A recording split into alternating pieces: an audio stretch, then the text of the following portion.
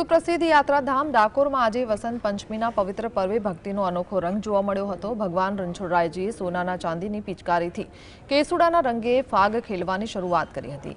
આજથી 40 દિવસ સુધી શ્રીજી મહારાજ સફેદ જરીના વાઘા અને સોનાના આભૂષણો ધારણ કરી ભક્તોને દર્શન આપશે। શણગાર આરતીમાં ઉમટી પડેલા હજારો ભાવિકો પરસેવકોએ અબીલ ગુલાલની છોડો ઉડાવી હતી। શ્રીજીને ધરાવાયેલ ધાણી ચણા અને ખજૂરની પ્રસાદી લેવા ભક્તો તલપાપડ થયા હતા। પૌરાણિક માન્યતા મુજબ આજના દિવસે જ જ્ઞાનની દેવી માં સરસ્વતી અને કામદેવની ઉત્પત્તિ થઈ હતી।